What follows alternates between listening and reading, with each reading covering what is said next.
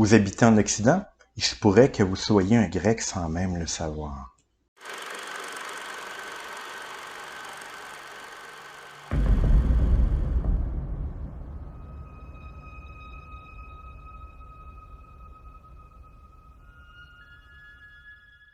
Bonjour chers amateurs d'histoire. Alors aujourd'hui, on va aborder un thème qui est particulièrement important, fondamental dans le thème de la civilisation occidentale, c'est le monde grec, la civilisation grecque. En fait, incontournable, c'est bien le mot parce que la Grèce nous a tellement légué, que ce soit au niveau des institutions politiques, du mode de pensée, de l'architecture, de la façon d'aborder la littérature, etc. Nous sommes véritablement des Grecs sans le savoir dans notre vie de tous les jours. On se promène dans un monde grec avec des bâtiments d'architecture grecque et on applique des façons de penser grecques, des lois grecques, etc. Donc, nous sommes des Grecs à proprement dit. Donc, ça vaut la peine d'aborder la question des Grecs et de voir qu'est-ce qu'on leur doit exactement et surtout comment cette civilisation va se développer pour devenir aussi influente par la suite. Alors, dans un premier temps, on va examiner les facteurs géographiques qui ont fait en sorte que les Grecs sont devenus ce qu'ils sont.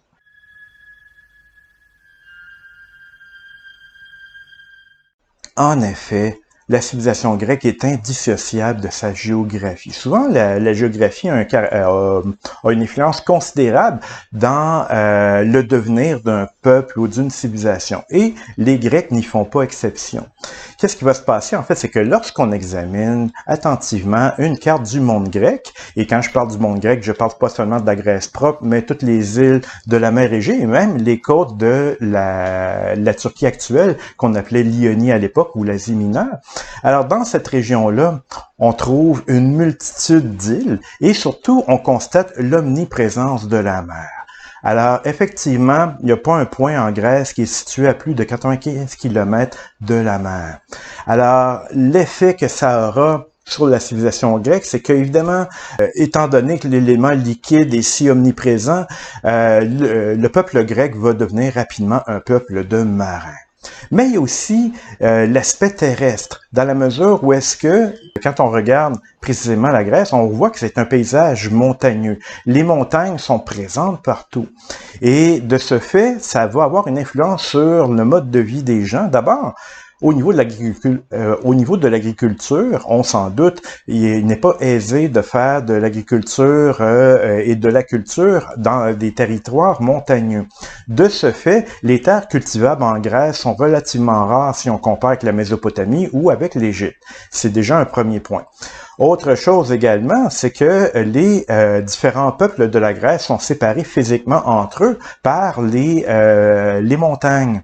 Alors, qu'est-ce que ça va avoir pour effet? C'est que d'abord, les terres cultivables étant rares, elles vont être l'objet de disputes. Des disputes à l'intérieur de chaque cité, chaque région, parce qu'il y en a toujours qui en ont davantage et d'autres qui en ont pas assez. Alors, il y a des luttes, des pressions sociales à l'intérieur d'une cité, mais il y a aussi le problème des relations entre les différentes cités. Chaque cité manque de terre et donc chaque cité va avoir tendance à attaquer sa voisine. Et donc, ça va faire en sorte que la guerre est vraiment très fréquente en Grèce. Ça devient même un mode de vie.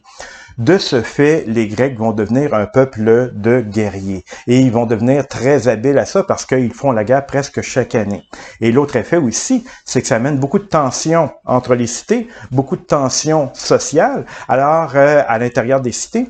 Alors, le premier effet, c'est que la Grèce va être désunie, physiquement séparée les unes des autres. Les cités vont se rivaliser, vont s'affronter les unes les autres. Et les Grecs, durant l'Antiquité, vont toujours avoir ce problème d'unité. Autre problème, c'est à l'intérieur même des cités, ça mène parfois des contestations de la part des habitants plus modestes et donc il y aura beaucoup d'incertitudes politiques, beaucoup de remises en question et c'est ce qui va faire en sorte que les régimes politiques en Grèce vont souvent évoluer jusqu'à un système très particulier qui est dans certaines régions, notamment Athènes, où est-ce qu'on va même parvenir jusqu'à la démocratie. Mais c'est ce qu'on verra plus tard. Mais donc, ce facteur géographique va affecter de façon durable la façon d'être des Grecs. Un peuple de guerriers, un peuple de marins et un peuple volatile au niveau politique.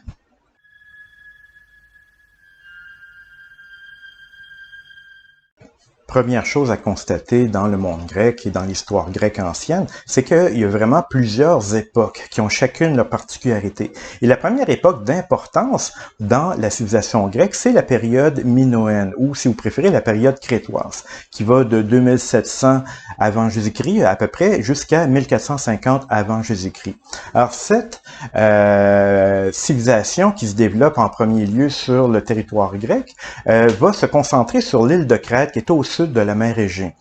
Alors, à cet endroit-là, un peuple d'origine un peu mystérieuse, les Crétois, vont développer un système, un réseau de palais, pas nécessairement reliés entre eux, mais donc chacun de ces palais va être l'équivalent d'une petite ville, où est-ce que on va vivre essentiellement de commerce, de production de biens, de commerce. Et les Minoens vont devenir un peuple de marins qui vont développer d'ailleurs ce qu'on appelle la thalassocratie, c'est-à-dire un pouvoir sur les mers.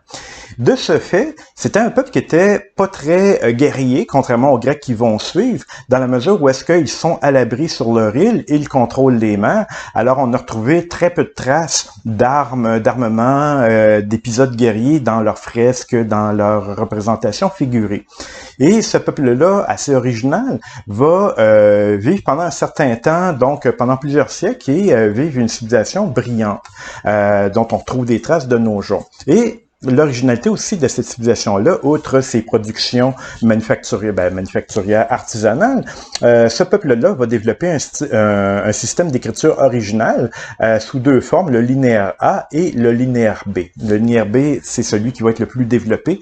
Par la suite, le premier linéaire A était un système hiéroglyphique et le deuxième va être un système davantage syllabal, donc basé sur des syllabes. Un système un peu complexe malgré tout, mais qui va rendre des services importants au niveau de la comptabilité.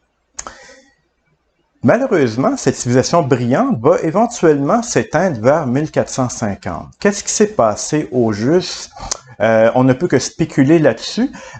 Comme tous les sites vont être détruits en même temps, les archéologues en ont conclu que peut-être il y avait eu des secousses sismiques, un tremblement de terre, comme on dit, qui aurait détruit tous les sites.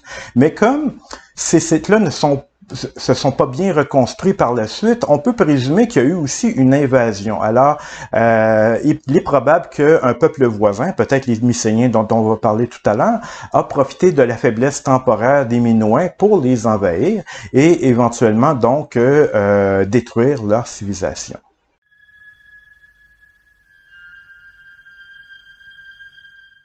Ce sont ensuite les Mycéniens qui vont prendre le relais des Minoens. Alors, les Mycéniens qui apparaissent en Grèce vers 2000 avant Jésus-Christ vont finir vers 1600 par développer une civilisation extrêmement brillante qui emprunte énormément d'éléments à la civilisation minoenne, notamment l'écriture, le linéaire B inventé par les Crétois, et aussi c'était une civilisation du palais comme les Minoens, sauf que eux, comme ils sont un peuple guerrier, ils vont avoir des palais davantage fortifiés avec des véritables murs gigantesques pour l'époque qui vont encercler leur palais. Alors ces Mycéniens sont les véritables ancêtres des Grecs. D'ailleurs, ils parlent déjà un grec quelque peu primitif et un peuple de guerriers, visiblement, parce que les témoignages de guerre abondent dans leur sépulture, où est-ce qu'on trouve de nombreuses armes, et dans leur représentation figurée, où est-ce que les scènes de combat sont quand même assez nombreuses. Et brièvement, à quoi ressemblait la structure de la société mycénienne? On croit qu'il y avait au sommet un roi qui contrôlait le palais et les activités économiques qui s'y déroulaient, et qui était à la tête d'une aristocratie guerrière, donc des seigneurs de guerre, des nobles qui possédaient les terres environnantes. Et ce sont ces rois et ces seigneurs qui auraient participé à la guerre de Troie qui est racontée par Homère, qui a lieu, semble-t-il, à la même époque, vu que le site de la guerre de Troie aurait été détruit vers 1250 avant Jésus-Christ. Mais éventuellement, la civilisation mycénienne va péricliter comme l'avait fait auparavant la civilisation minoenne. Vers 1100 avant Jésus-Christ, on constate que les sites ont tous été détruits à peu près en même temps, probablement du fait d'une invasion, une invasion un peu mystérieuse d'un peuple sur lequel on spécule encore.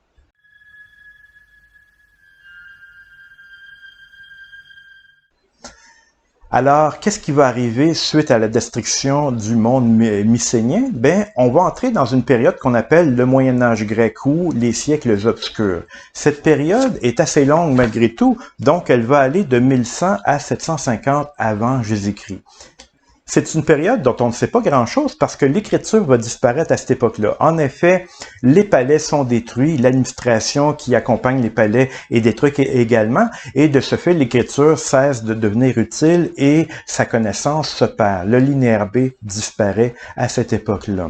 Et donc, ce qui nous reste pour déterminer qu'est-ce qui s'est passé durant ces siècles-là, ce sont simplement les sites archéologiques qui sont assez muets sur le contexte politique. Alors, il y a eu plusieurs destructions, etc., mais on n'en sait pas plus.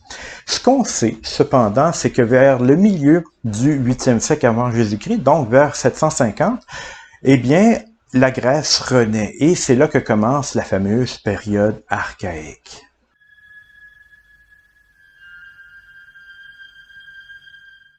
La période archaïque, c'est la période de la Grèce qui va de 750 avant Jésus-Christ à 550 avant Jésus-Christ. C'est une période charnière pour la civilisation grecque, parce que c'est là qu'elle se développe véritablement. C'est là que les Jeux olympiques commencent à avoir lieu. D'autre part, c'est là que l'écriture grecque, l'alphabet grec se développe, hein, donc l'alphabet grec tel qu'on le connaît. C'est également là que la civilisation grecque se répand autour de la Méditerranée, que le commerce s'organise, que la monnaie grecque apparaît par la même occasion, plutôt les monnaies grecques, parce qu'il y en a plusieurs.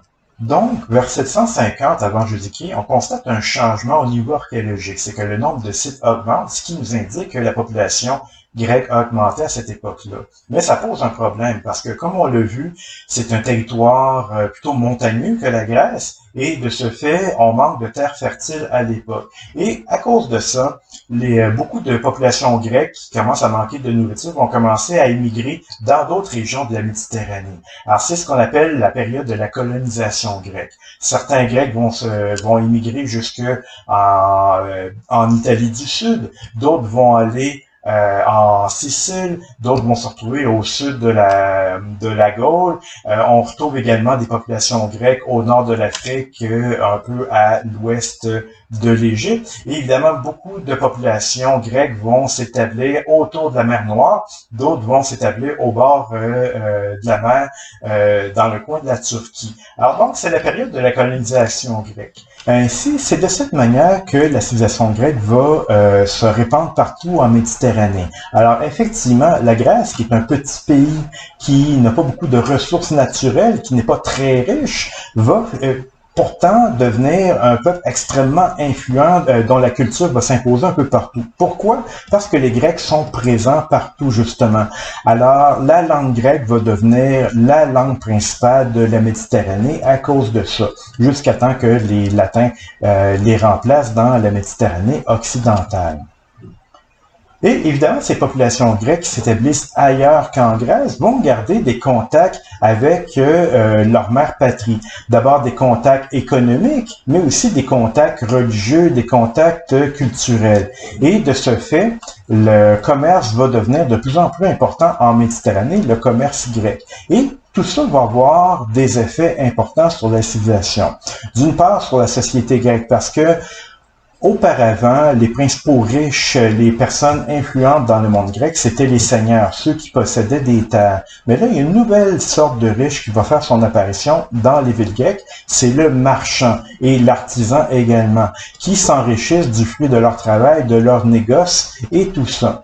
Alors donc, ces nouveaux riches vont de plus en plus réclamer une part dans l'appareil politique et on va voir plus tard comment ça va se manifester, comment les systèmes politiques vont changer à cette occasion-là. Un autre changement qui va être occasionné par tout ça, c'est l'apparition de la monnaie. Évidemment, comme le volume des échanges augmente et que ces marchandises vont de plus en plus loin, il devient de plus en plus nécessaire d'avoir une monnaie d'échange. Alors, on emprunte un usage qui existait déjà en Asie mineure, hein, et donc on utilise des monnaies rondes,